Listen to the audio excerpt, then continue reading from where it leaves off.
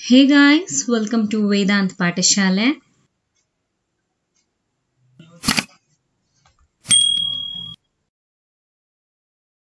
ನಮ್ಮ ವೇದಾಂತ್ ಪಾಠಶಾಲೆ ಕಡೆಯಿಂದ ಭಾಷಾಂತರ ಮತ್ತು ಸಾರಾಂಶ ಬರವಣಿಗೆಗೆ ಸಂಬಂಧಿಸಿದ ಹಾಗೆ ಒಂದು ಪುಸ್ತಕವನ್ನ ಬಿಡುಗಡೆ ಮಾಡಲಾಗಿದೆ. ಈ ಪುಸ್ತಕವನ್ನ ಖರೀದಿ ಮಾಡಿ ನಿಮ್ಮ 402 PSI ಪರೀಕ್ಷೆಗೆ ಇನ್ನಷ್ಟು ಉತ್ತಮ ರೀತಿಯಲ್ಲಿ ತಯಾರಿಯನ್ನ ನಡೆಸ್ಕೊಳ್ಳಿ. ಪುಸ್ತಕವನ್ನ ಖರೀದಿ ಮಾಡೋದಕ್ಕೆ ಇಲ್ಲಿ ಕಾಣ್ತಾ ಇರುವಂತಹ ಮೊಬೈಲ್ ಸಂಖ್ಯೆಗೆ ನೀವು ವಾಟ್ಸಪ್ ಅಥವಾ ಟೆಲಿಗ್ರಾಮ್ ಮುಖಾಂತರ ನಿಮ್ಮ ವಿಳಾಸವನ್ನ ಕಳಿಸಬಹುದಾಗಿದೆ. ನಾನು ನಿಮಗೆ ಇಂಡಿಯಾ ಪೋಸ್ಟ್ ಮುಖಾಂತರ ಪುಸ್ತಕವನ್ನ ತಲುಪಿಸ್ತೀನಿ.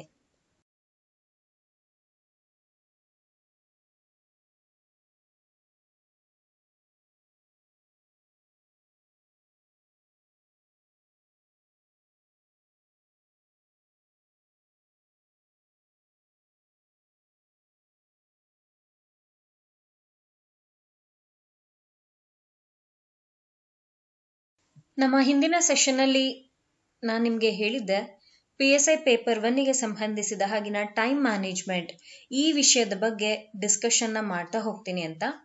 ಇನ್ನೇನು 402 PSI ಎಕ್ಸಾಮ್ ಹತ್ರದಲ್ಲೇ ಇದೆ. ಡೇಟ್ ಯಾವಾಗ ಬೇಕಾದ್ರೂ ಅನೌನ್ಸ್ ಆಗಬಹುದಾಗಿದೆ. ಬಹಳಷ್ಟು ಸ್ಟೂಡೆಂಟ್ಸ್ 544 ಪೋಸ್ಟ್ ಏನ್ ನಡೀತು ಆ ಒಂದು ಪರೀಕ್ಷೆಯಲ್ಲಿ ಆನ್ಸರ್ ಗೊತ್ತಿದ್ರೂ ಸಹ, ಅಂದ್ರೆ ಪೇಪರ್ 1 ಬಗ್ಗೆ ಮಾತಾಡ್ತಾ ಇದ್ದೀನಿ, ಟ್ರಾನ್ಸ್ಲೇಷನ್ ಮಾಡೋದಕ್ಕೆ ಗೊತ್ತಿದ್ರೂ ಸಹ, ಎಸೆ ಪಾಯಿಂಟ್ಸ್ ನೆನಪಿದ್ರೂ ಕೂಡ ಟೈಮ್ ಅನ್ನೋದು ಮ್ಯಾನೇಜ್ ಆಗದೆ ಇರುವಂತಹ ಕಾರಣ ಕೆಲವರು ಅರ್ಧಕ್ಕೆ ಆನ್ಸರ್ನ ಬಿಟ್ಟು ಬಂದಿದ್ರ, ಅಂದ್ರೆ ಇನ್ಕಂಪ್ಲೀಟ್ ಆನ್ಸರ್ ಆಗಿದೆ. ಇನ್ನ ಕೆಲವರು ಅಟೆಂಡೇ ಮಾಡಿಲ್ಲ, ಬಿಕಾಸ್ ಟೈಮ್ ಕಡಿಮೆ ಇತ್ತು, ಸೊ ಹಾಗಾಗಿ ಅಟೆಂಡ್ ಮಾಡೋದೇ ಬೇಡ ಅಂತ ಬಂದ್ರಿ. ಈ ರೀತಿಯಾದಂತಹ ತಪ್ಪುಗಳನ್ನ ಕಮಿಂಗ್ ಎಕ್ಸಾಮ್ ಅಥವಾ ನೆಕ್ಸ್ಟ್ ಇನ್ ಯಾವುದೇ ಎಕ್ಸಾಮ್ ತಗೊಂಡ್ರು ಕೂಡ PSI ಇದು ನಿಮಗೆ ಆ ರೀತಿಯಾದಂತಹ ಪ್ರಾಬ್ಲಮ್ ಆಗಬಾರ್ದು. ಹಾಗೆ ಆಗಬಾರ್ದು ಅಂತಿದ್ದಲ್ಲಿ ಹೇಗೆ ನಾವು ಟೈಮ್ನ ಮ್ಯಾನೇಜ್ ಮಾಡಬೇಕಾಗತ್ತೆ ಅದನ್ನ ಇವತ್ತಿನ ಸೆಷನ್ ಅಲ್ಲಿ ನಾವು ನೋಡ್ತಾ ಹೋಗೋಣ. ಪಾಯಿಂಟ್ಸ್ ಹೇಳ್ತಾ ಹೋಗ್ತೀನಿ. ನಿಮಗೆ ಯಾವುದು ಓಕೆ ಸೂಟಬಲ್ ಅನ್ಸುತ್ತೆ ಅದನ್ನ ನಿಮ್ಮ ತಯಾರಿಯಲ್ಲಿ ಅಳವಡಿಸ್ಕೊಳ್ಳುವಂತಹ ಪ್ರಯತ್ನವನ್ನ ಮಾಡಿ. ಓಕೆ, ಸೊ ಮೊದಲನೇದಾಗಿ ಇದರ ಪ್ಯಾಟ್ರನ್ ಬಗ್ಗೆ ಸ್ವಲ್ಪ ನಾವು ತಿಳ್ಕೊಳ್ಳೋಣ. PSI ಪರೀಕ್ಷೆಯಲ್ಲಿ 2 ರೀತಿಯಾದಂತಹ ಪರೀಕ್ಷೆಗಳಿರ್ತವೆ.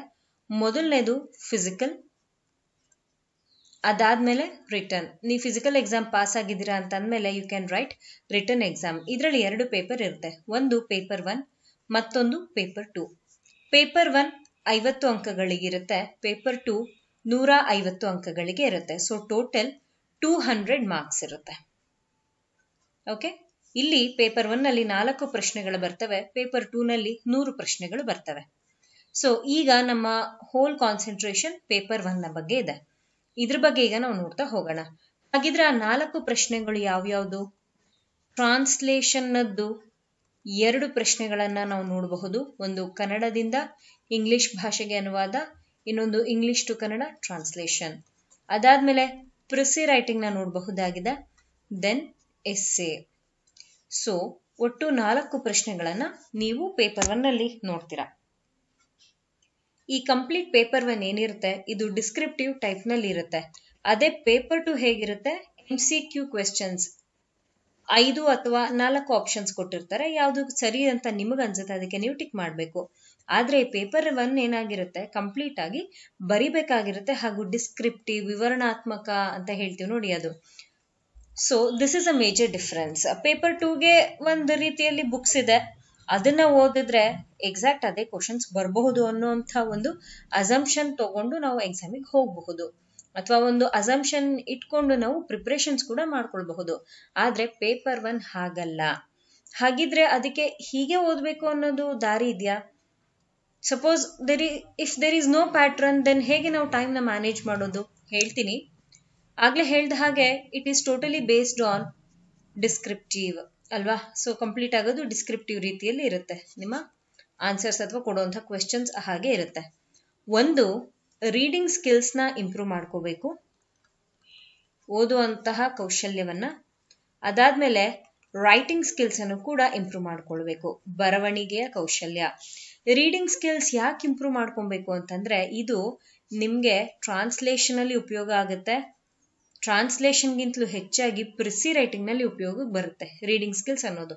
ರೈಟಿಂಗ್ ಸ್ಕಿಲ್ಸ್ ಎಲ್ಲಿ ಉಪಯೋಗಕ್ಕೆ ಬರುತ್ತೆ? ಒಂದು ಪ್ರಿಸಿಯಲ್ಲಿ ಬರುತ್ತೆ, ಮತ್ತೊಂದು ಎಸ್ಸೆಯಲ್ಲಿ ಬರುತ್ತೆ.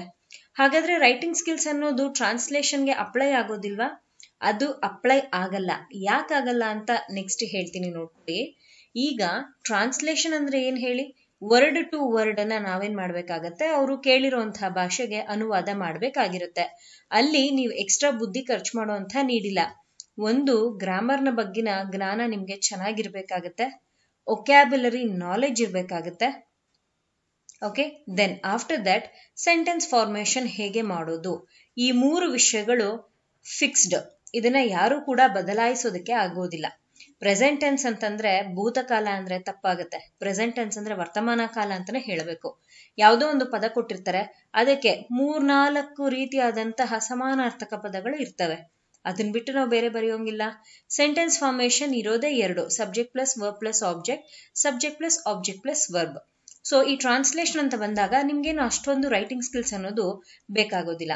ಆದ್ರೆ ಪ್ರಿಸಿ ರೈಟಿಂಗ್ ಅಥವಾ ಎಸ್ಸೆ ಅಂತ ಬಂದಾಗ ಬಹಳಷ್ಟು ನಿಮಗೆ ಈ ರೈಟಿಂಗ್ ಸ್ಕಿಲ್ಸ್ ಅನ್ನೋದು ಬೇಕಾಗುತ್ತೆ. ಯಾಕೆ, ಯಾವುದೋ ಒಂದು ಪ್ಯಾರಾಗ್ರಾಫ್ ಕೊಡ್ತಾರೆ, ಆ ಪ್ಯಾರಾಗ್ರಾಫ್ನ ಓದಿ ಇದನ್ನ ನೀವೇನ್ ಮಾಡ್ಬೇಕಾಗತ್ತೆ, 1/3ಗೆ ಇಳಿಸ್ಬಿಟ್ಟು ಆನ್ಸರ್ ಮಾಡ್ಬೇಕಾಗತ್ತೆ. ಸುಲಭದ ಮಾತಲ್ಲ. ನಿಮಗೆ ವರ್ಡ್ಸ್ ಅಂದ್ರೆ ಒಕ್ಯಾಬ್ಯುಲರಿಯ ನಾಲೆಜ್ ತುಂಬಾ ಚೆನ್ನಾಗಿರ್ಬೇಕು. ಅದರಲ್ಲೂ ಕನ್ನಡದಲ್ಲೇ ಬರೀಬೇಕು. It's compulsory question, must be return in Kannada. So ಕನ್ನಡದ ಬಗ್ಗಿನ ನಿಮ್ಮ ಜ್ಞಾನ ತುಂಬಾ ಚೆನ್ನಾಗಿರ್ಬೇಕು. ದೆನ್ ಕಮಿಂಗ್ ಟು ಎಸ್ಸೆ ಅಂತ ಬಂದಾಗ ಕಂಟೆಂಟ್ ಗೊತ್ತಿರುತ್ತೆ, ಬಟ್ ಫಿಲ್ಲಿಂಗ್ ಅಥವಾ ಪ್ರೆಸೆಂಟೇಶನ್ ಇದೆಯಲ್ಲ, ಅದು ಕೂಡ ಇಂಪಾರ್ಟೆಂಟ್ ಆಗುತ್ತೆ. ಎಷ್ಟು ಹೇಳಿದ್ದಾರೆ, 600 ವರ್ಡ್ಸ್ ಅಂತ ಹೇಳಿದ್ದಾರೆ. ನೀವು ಇದು ಕೂಡ ಫಾಲೋ ಮಾಡ್ಬೇಕಾಗುತ್ತೆ. ಸೊ ನಿಮ್ಮ ರೈಟಿಂಗ್ ಸ್ಕಿಲ್ಸ್ ಎಲ್ಲೆಲ್ಲಿ ಅಪ್ಲೈ ಆಗುತ್ತೆ, ಒಂದು ಪ್ರಿಸಿಯಲ್ ಅಪ್ಲೈ ಆಗುತ್ತೆ, ಮತ್ತೊಂದು ಎಸ್ಸೆಲ್ ಅಪ್ಲೈ ಆಗುತ್ತೆ. ಓಕೆ, ಟ್ರಾನ್ಸ್ಲೇಷನ್ ಅಲ್ಲೇನು ಇಲ್ಲಿ ನಾನು ನಿಮ್ಗೆ ಬರ್ದಿದ್ದೀನಿ, ಬೇಕು ಅಂತಂದ್ರೆ ಬರ್ಕೊಳ್ಬಹುದು ನೀವು. ಓಕೆ, ಸೊ ಇಷ್ಟು ಕೂಡ ನಿಮಗೆ ಇಲ್ಲಿ ಹೇಳಿದ್ನಲ್ಲ, ರೀಡಿಂಗ್ ಸ್ಕಿಲ್ಸ್ ಇರಬಹುದು, ರೈಟಿಂಗ್ ಸ್ಕಿಲ್ಸ್ ಇರಬಹುದು, ಇದಕ್ಕೆಲ್ಲದಕ್ಕೂ ನಿಮಗೆ ಸಹಾಯ ಮಾಡೋದು ಅಂದ್ರೆ ನ್ಯೂಸ್ ಪೇಪರ್ ಇರಬಹುದು ಅಥವಾ ಮ್ಯಾಗಝಿನ್ ಇರಬಹುದು. ಯೋಜನಾ magazine, Kurukshetra magazine. News paper ಅಂತ ಬಂದಾಗ the Hindu news paper, Prajavani news paper, Vijaya Karnataka news paper. ಇದರಲ್ಲಿ ಬರುವಂತಹ ಎಡಿಟೋರಿಯಲ್ ಅಥವಾ ಆರ್ಟಿಕಲ್ಸ್ ನ ನೀವು ಓದಬಹುದು. ಓದಿದ್ದಂತಹ ರೀತಿಯಲ್ಲೇ ನೀವು ಮನೆಯಲ್ಲಿ ಕೂತು ರೈಟಿಂಗ್ ಸ್ಕಿಲ್ಸ್ ನ ಅದರಿಂದ ಪ್ರಾಕ್ಟೀಸ್ ಕೂಡ ಮಾಡಬಹುದಾಗಿದೆ. ನಾನು ಪ್ರತಿ ಸೆಷನ್ಸ್ ಅಲ್ಲೂ ಈ ವಿಷಯಗಳಿಂದನೇ ನಿಮ್ಮ ಜೊತೆಯಲ್ಲಿ ಡಿಸ್ಕಷನ್ ಮಾಡೋದು. ಟೈಮ್ ಮ್ಯಾನೇಜ್ಮೆಂಟ್ ಅನ್ನೋದು ಎಕ್ಸಾಮ್ ಅಲ್ಲಿ ಕೂತು 90 ಮಿನಿಟ್ಸ್ ಅಲ್ಲಿ ಮಾಡೋದಲ್ಲ. ಎವ್ರಿ ಡೇ ಪ್ರಾಕ್ಟೀಸ್ ಮಾಡಬೇಕು. ಎವ್ರಿ ಡೇ ಪ್ರಾಕ್ಟೀಸ್ ಮಾಡಿದಾಗ್ಲಷ್ಟೇ ಆ 90 ಮಿನಿಟ್ಸ್ ಅಮೂಲ್ಯವಾಗಿರುವಂತಹ 1.5 ಗಂಟೆ ಏನಿರುತ್ತೆ ಅದು ತುಂಬಾ ಚೆನ್ನಾಗಿ ಯೂಸ್ ಆಗುತ್ತೆ. ಇಲ್ಲ ಅಂತಂದ್ರೆ ಎಷ್ಟೇ ಟೈಮ್ ಕೊಟ್ಟರು ಸಾಕಾಗೋದಿಲ್ಲ. ಬಹಳಷ್ಟು ಜನ ಹೇಳ್ತೀರಾ ಮೇಡಮ್, ಟ್ರಾನ್ಸ್ಲೇಷನ್ಗೆ 1.5 ಗಂಟೆ ಆಗೋಯ್ತು. 2 ಟ್ರಾನ್ಸ್ಲೇಷನ್ ಸೇರಿ ಅಂದ್ರೆ ಪ್ರಾಕ್ಟೀಸ್ ಸೆಷನ್ಸ್ ಅಲ್ಲಿ ಹೇಳ್ತಾ ಇರೋದು. ಮಾಕ್ ಟೆಸ್ಟ್ ಎಲ್ಲ ಕೊಡ್ತೀನಲ್ಲ, ಬಹಳಷ್ಟು ಜನ ಸ್ಟೂಡೆಂಟ್ಸ್ ಹೇಳ್ತಾರೆ ಮ್ಯಾಮ್ 1 ಅವರ್ ತಗೊಳ್ತಾ ಇದೆ, 45 ಮಿನಿಟ್ಸ್ ತಗೊಳ್ತಾ ಇದೆ ಟ್ರಾನ್ಸ್ಲೇಷನ್ಗೆ ಅಂತ. ಸಿ, ಸ್ಟಾರ್ಟಿಂಗ್ ಅಂತ ಬಂದಾಗ everything seems difficult, but when you practice every day then only it will be very easy for you ಅಲ್ವಾ. ಸೊ ಹಾಗಾಗಿ ಎವ್ರಿ ಡೇ ನೀವೇನ್ ಮಾಡ್ಬೇಕಾಗತ್ತೆ ಅಂತಂದ್ರೆ ಪ್ರಾಕ್ಟೀಸ್ ಮಾಡ್ಬೇಕಾಗತ್ತೆ. ಹಾಗಿದ್ರೆ ಈ 90 ಮಿನಿಟ್ಸ್ ಅನ್ನ ನಿಮ್ಮ ಪರೀಕ್ಷೆಯಲ್ಲಿ ಹೇಗೆ ನೀವು ಡಿವೈಡ್ ಮಾಡ್ಕೊಳ್ಬಹುದು ಅದ್ರ ಬಗ್ಗೆ ಈಗ ನಾನು ಹೇಳ್ತೀನಿ. ನಮ್ಮ ಹಿಂದಿನ ಒಂದು ವಿಡಿಯೋಲು ನಾನು ಇದ್ರ ಬಗ್ಗೆ ಮಾತಾಡಿದ್ದೆ. 90 minutes is nothing but 1.5 hour, 1.5 ಗಂಟೆ ಅಲ್ವಾ. ಸೊ ಇಲ್ಲಿ 15 ನಿಮಿಷ ಏನ್ ಬರುತ್ತೆ ಅದು ಒಂದು ಟ್ರಾನ್ಸ್ಲೇಷನ್ಗೆ ಅಂತ ನೀವು ಇಡಬಹುದಾಗಿದೆ. ಇನ್ನೊಂದು 15 ನಿಮಿಷವನ್ನ ಮತ್ತೊಂದು ಟ್ರಾನ್ಸ್ಲೇಷನ್ ಪ್ರಶ್ನೆಗೆ ಮೀಸಲಿಡಬಹುದು. ದೆನ್ 15 ನಿಮಿಷವನ್ನ ಪ್ರಿಸ್ಸಿಗೆ ಇಡಬಹುದು. ಇನ್ನು ಉಳಿದಿದ್ದು ಎಷ್ಟಾಗುತ್ತೆ,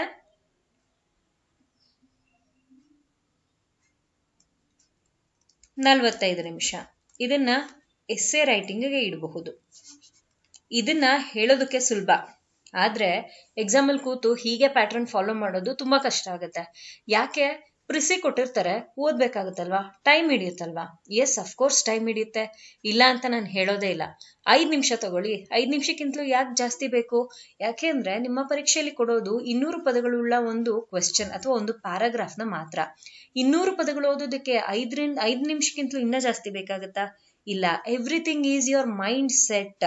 ಸೊ 5 ನಿಮಿಷ ಕ್ವೆಶ್ಚನ್ ಓದೋದಕ್ಕೆ ಇಡಿ, ಇನ್ನು 10 ನಿಮಿಷ ನಿಮ್ಮ ಬರವಣಿಗೆಗೆ ಇಡಿ. 10 ಮಿನಿಟ್ಸ್ ಅಲ್ಲಿ ಬರಿಬಹುದಾ? ಅರೌಂಡ್ 90 ಅಥವಾ 70 ವರ್ಡ್ಸ್ನ ಬರಿಬಹುದಾ? S, of course ಬರಿಬಹುದು.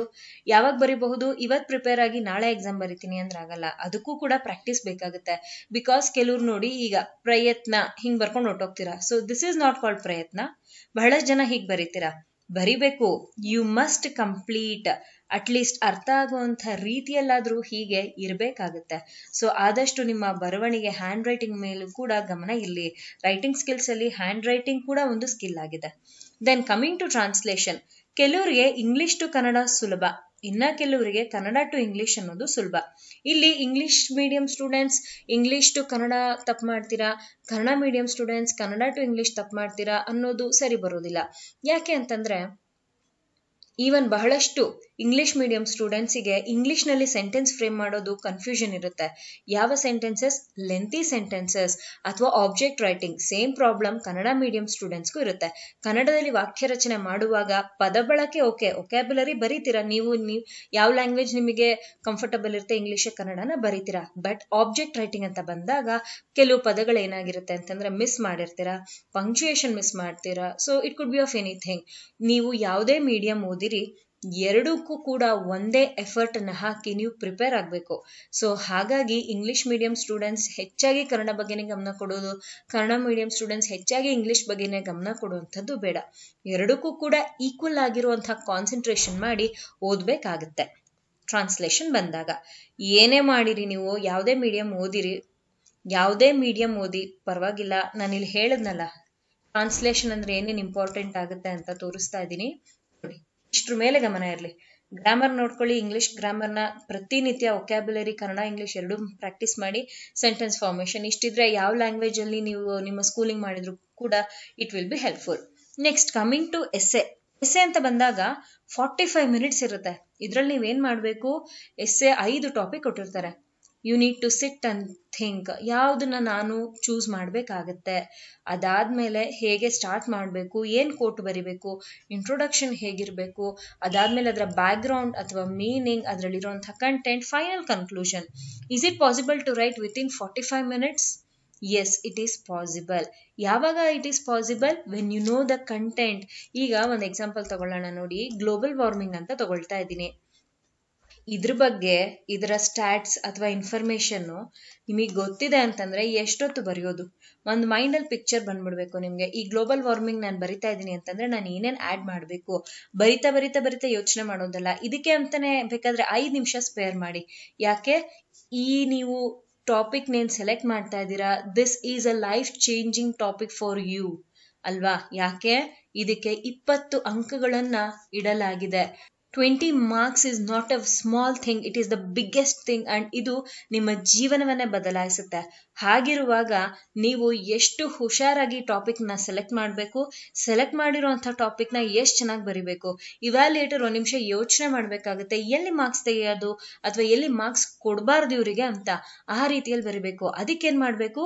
ಮ್ಯಾಕ್ಸಿಮಮ್ 2 ನಿಮಿಷ ಯೋಚನೆ ಮಾಡಿ ಯಾವ ಟಾಪಿಕ್ ತಗೊಂಡ್ಲಿ, ಅದಾದ್ಮೇಲೆ ನೆಕ್ಸ್ಟ್ 5 ನಿಮಿಷ ಯೋಚನೆ ಮಾಡಿ ಆ ಟಾಪಿಕ್ ನಲ್ಲಿ ನಾನು ಏನೇನ್ ಬರಿಬೇಕಾಗತ್ತೆ ಅಂತ. ಸ್ಟಾರ್ಟಿಂಗ್ ಅಲ್ಲಿ ಫ್ಯೂ ಮಿನಿಟ್ಸ್, ಫ್ಯೂ ಸೆಕೆಂಡ್ಸ್ ಏನ್ ಇನ್ವೆಸ್ಟ್ ಮಾಡ್ತೀರಾ ಅದು ಒಳ್ಳೆ ರಿಸಲ್ಟ್ ಅನ್ನ ತಗೊಂಡ್ ಬರುತ್ತೆ. ಸೊ ಹಾಗಾಗಿ ಹೇಳ್ತಾ ಇದ್ದೀನಿ, ಆದಷ್ಟು ನೀವು ಎಸ್ಸೆ ಟಾಪಿಕ್ ನ ಸೆಲೆಕ್ಟ್ ಮಾಡೋದ್ರಲ್ಲಿ ಬಹಳಷ್ಟು ಹುಷಾರಾಗಿರಿ. ಅಂಡ್ ಅದ್ರ ಬಗ್ಗೆ ನಿಮಗೆ ಚೆನ್ನಾಗಿ ಕಂಟೆಂಟ್ ಗೊತ್ತಿರಬೇಕಾಗತ್ತೆ along with the presentation.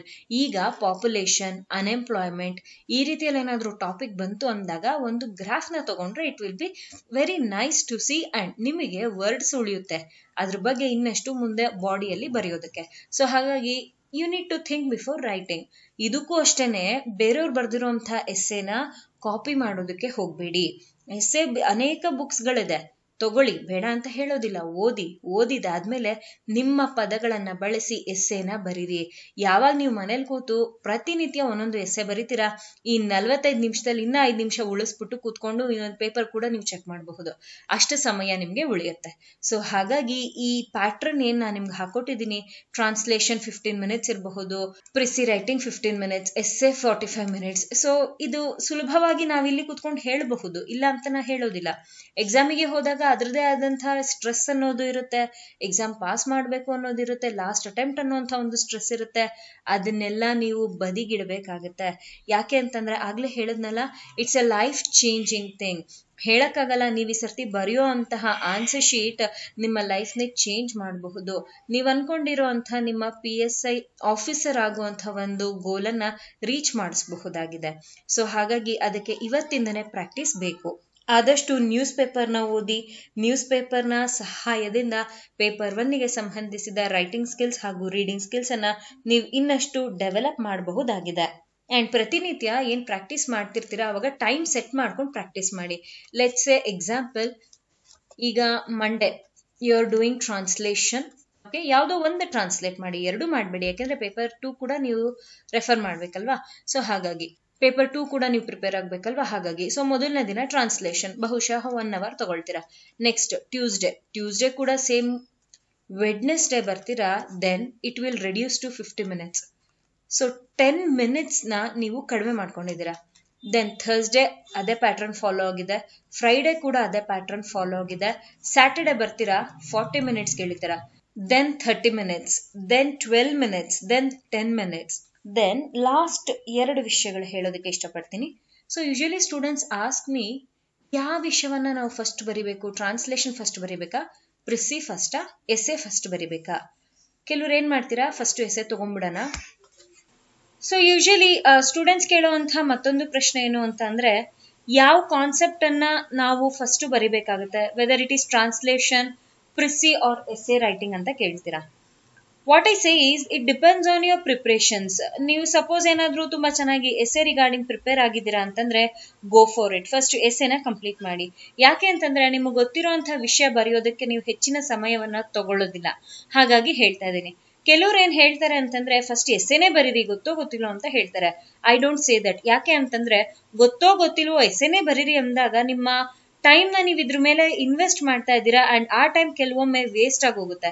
So it should not be done. Suppose ನಿಮ್ಗೆ ಪ್ರಿಸಿ ರೈಟಿಂಗ್ ಚೆನ್ನಾಗಿ ಬರುತ್ತೆ ಬರೆಯೋದಕ್ಕೆ ಅಂದ್ರೆ ಗೋ ಫಾರ್ ಇಟ್. ಇಲ್ಲ ಟ್ರಾನ್ಸ್ಲೇಷನ್ ಅಲ್ಲಿ ನೀವು ಚೆನ್ನಾಗಿ ಬರೀತೀರಾ ಅಂದ್ರೆ ಗೋ ಫಾರ್ ಇಟ್. ಟ್ರಾನ್ಸ್ಲೇಷನ್ ಅಲ್ಲಿ 2 ಪ್ರಶ್ನೆ ಇರುತ್ತೆ, ಯಾವ್ದಾದ್ರೂ ಪರವಾಗಿಲ್ಲ, ಎನಿಥಿಂಗ್, ಯಾವುದೋ ಒಂದು ಕ್ವೆಶ್ಚನ್ ಆದ್ರೂ ಕಂಪ್ಲೀಟ್ ಆಗಿ ಬರ್ದಿರ್ತೀರಾ.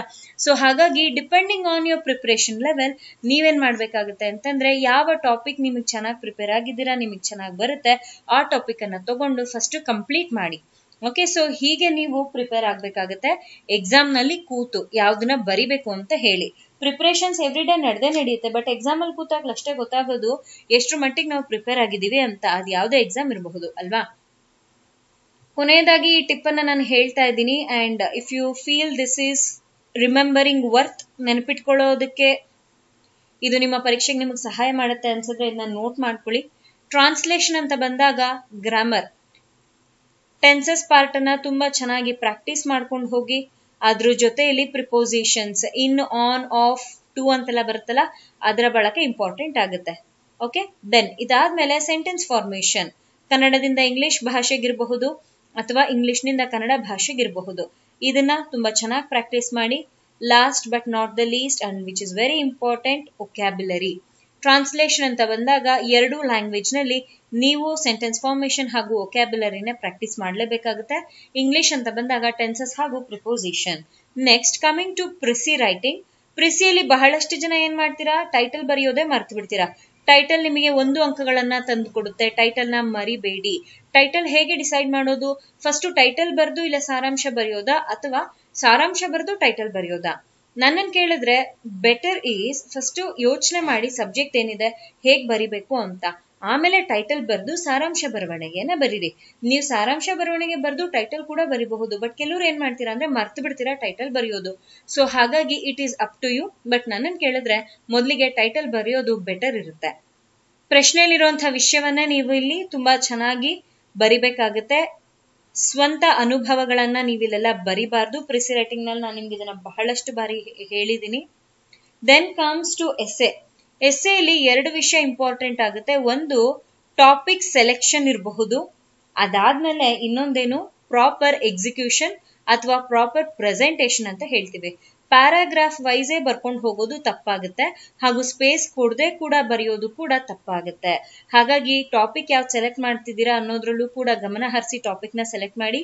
ಆ ಟಾಪಿಕ್ ಬಗ್ಗೆ ನಿಮಗೆ 360 ಡಿಗ್ರಿ ಗೊತ್ತಿರಬೇಕಾಗುತ್ತೆ, ಹಾಗೂ ಅದನ್ನ ಬರೆಯುವಾಗ ಹುಷಾರಾಗಿ ಗ್ರಾಫ್ಗಳನ್ನ ಬಳಸಿ ಸ್ಪೇಸ್ ಕೊಟ್ಟು ಅರ್ಥ ಆಗುವಂತ ರೀತಿಯಲ್ಲಿ ಬರೀರಿ. ಸೊ ಟೈಮ್ ಮ್ಯಾನೇಜ್ಮೆಂಟ್ ಅಂದ್ರೆ ಕೇವಲ ಆನ್ಸರ್ ಮಾಡೋದಷ್ಟೇ ಅಲ್ಲ, ಆನ್ಸರ್ ಮಾಡೋದಕ್ಕೆ ಒಂದು ರೀತಿ ಅಂತ ಇರುತ್ತೆ, ಒಂದು ವೇ ಅಂತ ಇರುತ್ತೆ, ಅದನ್ನ ಫಾಲೋ ಮಾಡ್ಬೇಕಾಗತ್ತೆ. ಸೊ ಈ 3 ಟಿಪ್ಸ್ ನಾನು ಇಲ್ಲೇನು ಬರ್ದಿದ್ದೀನಿ, ಟ್ರಾನ್ಸ್ಲೇಷನ್, ಪ್ರಿಸಿ ಹಾಗೂ ಎಸ್ಸೆ, ಇದೇ ರೀತಿಯಲ್ಲಿ ನೀವು ಫಾಲೋ ಮಾಡ್ತಾ ಇದ್ದೀರಾ ಹಾಗೂ ಎವ್ರಿ ಡೇ ಪ್ರಾಕ್ಟೀಸ್ ಮಾಡ್ತಾ ಇದ್ದೀರಾ ಅಂತಿದ್ದಲ್ಲಿ it will be very much helpful. ಆಗ್ಲೇ ಹೇಳಿದ್ನಲ್ಲ, ರೀಡಿಂಗ್ ಸ್ಕಿಲ್ಸ್ ಮತ್ತೆ ರೈಟಿಂಗ್ ಸ್ಕಿಲ್ಸ್ ನ ಇಂಪ್ರೂವ್ ಮಾಡ್ಕೊಳ್ಳಿ ಅಂತ. ಆದಷ್ಟು ಅದರ ಮೇಲೆ ಗಮನವನ್ನು ಹರಿಸಿ ಪ್ರಾಕ್ಟೀಸ್ ಮಾಡಿ. ಓಕೆ, ಸೊ ಇದಾಗಿತ್ತು ಇವತ್ತಿನ ಸೆಷನ್. ಇವತ್ತಿನ ಸೆಷನ್ ಅಲ್ಲಿ ನಾನು ನಿಮ್ಮ ಜೊತೆ ಪ್ರಿಪರೇಷನ್ಸ್ ಹೇಗೆ ಮಾಡ್ಕೋಬೇಕು, ಯಾವ ಪೇಪರ್ ಓದ್ಬೇಕಾಗುತ್ತೆ, ಯಾವ ಮ್ಯಾಗಝಿನ್ ಓದ್ಬೇಕಾಗುತ್ತೆ, ಟೈಮ್ ಮ್ಯಾನೇಜ್ಮೆಂಟ್ ಹೇಗೆ ಮಾಡೋದು, ಹಾಗೂ ಯಾವ ಟಾಪಿಕ್ ನ ಫಸ್ಟ್ ಸೆಲೆಕ್ಟ್ ಮಾಡಿ ಎಕ್ಸಾಮ್ ನಲ್ಲಿ ಬರೆಯೋದು ಅನ್ನುವಂಥ ವಿಷಯಗಳು ನಿಮಗೆ ಅರ್ಥ ಆಗಿದೆ, ಇಷ್ಟ ಆಗಿದೆ. ಇದರಲ್ಲಿ ನಾನು ನಿಮಗೆ ಕೊಟ್ಟಂತ ಮಾಹಿತಿ ನಿಮ್ಮ ಪರೀಕ್ಷೆಗೆ ಉಪಯುಕ್ತವಾಗುತ್ತೆ ಅಂತ ಭಾವಿಸ್ತಾ ಈ ಸೆಷನ್ ಅನ್ನ ಇಲ್ಲಿಗೆ ಕಂಪ್ಲೀಟ್ ಮಾಡ್ತಾ ಇದ್ದೀನಿ. I hope this was informative and helpful for your upcoming PSI exams. So ಇವತ್ತಿನ ಸೆಷನ್ ಹೇಗಿತ್ತು ಅನ್ನೋದನ್ನ ಕಮೆಂಟ್ ಸೆಕ್ಷನ್ ಅಲ್ಲಿ ತಿಳಿಸೋದನ್ನ ಮರಿಬೇಡಿ. If you like today's session, do click on the like button. Paper 1 regarding ಅಲ್ಲಿ ಇನ್ನೇನಾದ್ರೂ ಡೌಟ್ ಇದೆ ಅಂತ ಇದ್ದಲ್ಲಿ ಕಮೆಂಟ್ ಸೆಕ್ಷನ್ ಅಲ್ಲಿ ನೀವು ಕಮೆಂಟ್ ಮಾಡಬಹುದು. ಮತ್ತೊಂದು ಸೆಷನ್ ಅದಕ್ಕೆ ಅಂತಾನೆ ಹೇಳಿ ಮಾಡ್ಕೊಳ್ಳೋಣ, ಪ್ರಾಬ್ಲಮ್ ಏನಿಲ್ಲ. So yes, here I am ending this session. Thank you for watching. ಚಾನಲ್ಗೆ ಹೊಸಬ್ರಿದ್ದೀರಾ ಅಂತಿದ್ದಲ್ಲಿ ಸಬ್ಸ್ಕ್ರೈಬ್ ಮಾಡ್ಕೊಳ್ಳೋದನ್ನ ಮರಿಬೇಡಿ. Thank you people. Happy learning.